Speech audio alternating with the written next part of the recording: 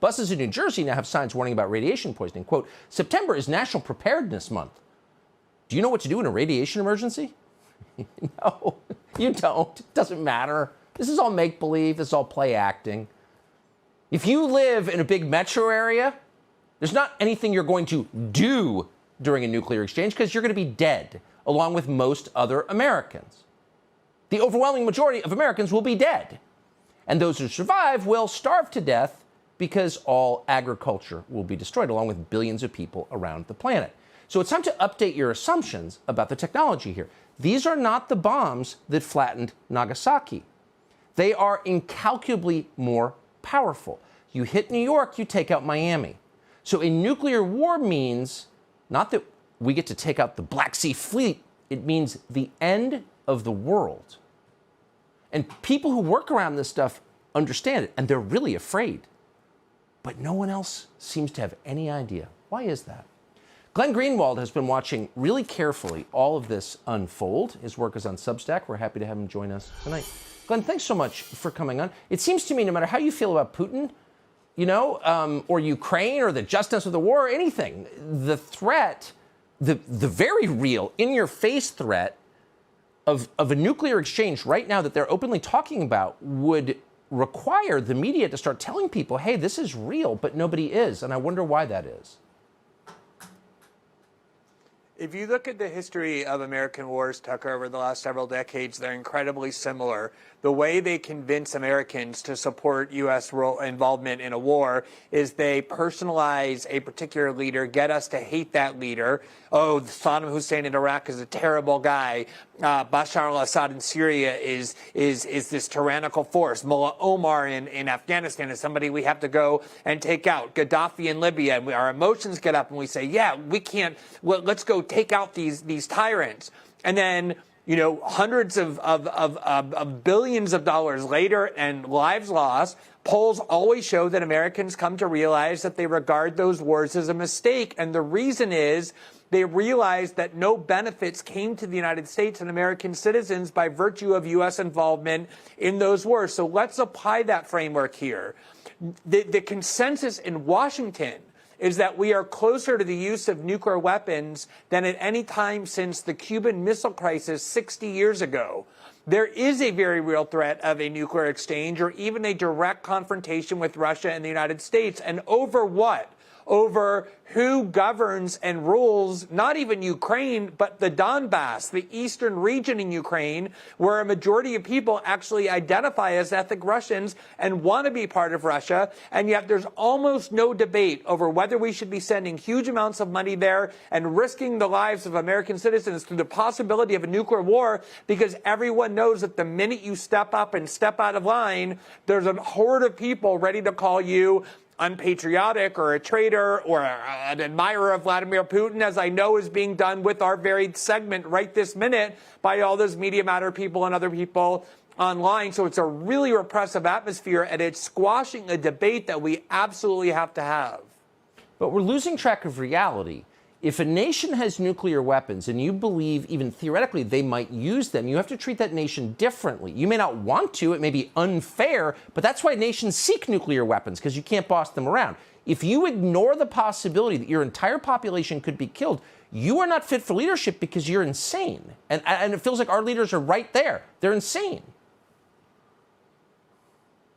I think there's almost this sense that has been purposely cultivated to believe that the use of nuclear weapons really isn't a realistic possibility, even though we have had the use of nuclear weapons in the last century when the U.S. did it in Japan for World War II. And we came very close on at least 2 or 3 occasions. The U.S. and Russia did, these very same countries, to exchanging nuclear weapons and risking nuclear annihilation, including in the Cuban Missile Crisis, because the U.S. felt that the Russian presence over the border in Cuba was so threatening that we were going to have a nuclear war over it. That's how Russia sees what's happening in Ukraine right across their border. It is madness to assume that for Russia, what is an existential war, if they actually start losing it or NATO really starts escalating as we've been doing, that the chances of Vladimir Putin using nuclear weapons is zero. This is a dangerous delusion that I think a lot of people are operating under.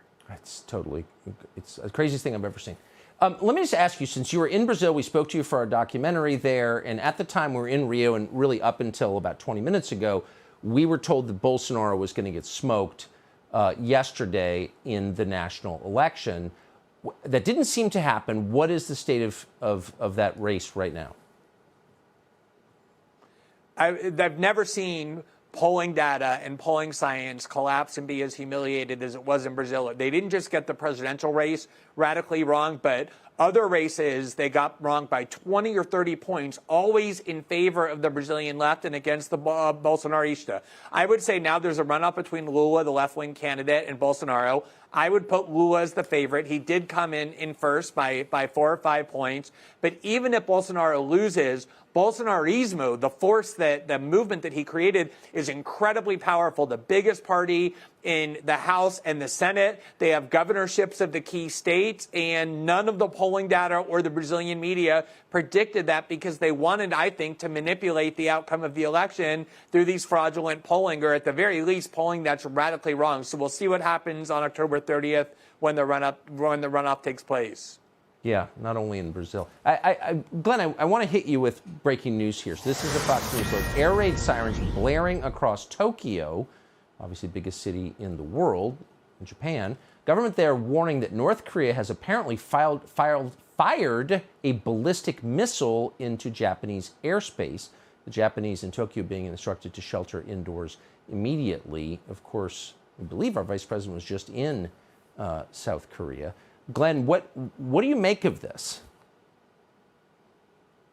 I mean, it's hard to analyze the specific event since it just happened, but what I will use it for is to, again, say that when you start talking about things like major countries using long-range missiles, a lot of times the reason escalation happens isn't even because the countries want it to, but because when hostilities are intensified enough, miscommunication and misperception happen. That's why when you get involved in a war like the one in Ukraine, things are incredibly dangerous. The world is a dangerous place. These weapons can kill hundreds of millions of people at once, and we are playing with fire, Tucker, by not even being willing to debate this out of fear that we're going to be called names. And I think it's crucial that we recognize the importance of it.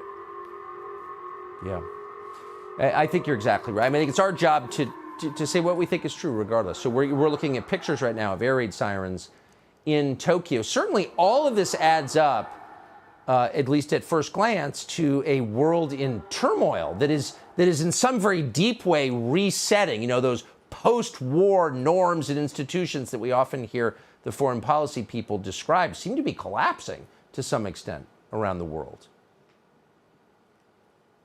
Yeah, you know, I think it's pretty ironic that for all the accusations about Donald Trump, that he was a Kremlin agent, that he was willing to hand over the world to Vladimir Putin, it is true that none of these things happened during the Trump administration. The Russians annexed Crimea under President Obama. They invaded Georgia under President Bush. Nothing happened during the Trump years with all of this kind of instability, and now we're seeing it again. And I think the reason, in part, is because people look at Joe Biden and know that he's a doddering leader who has clearly lost much, if not most, of his mental capacity. And when you see a leader like that, a lot of countries around the world see that as a signal to start exploiting the situation for their own interests. I believe that's absolutely a factor. It's the drunk stepdad, do what you want. No, it's completely right. Glenn Greenwald, thank you so much for joining us tonight. Appreciate it.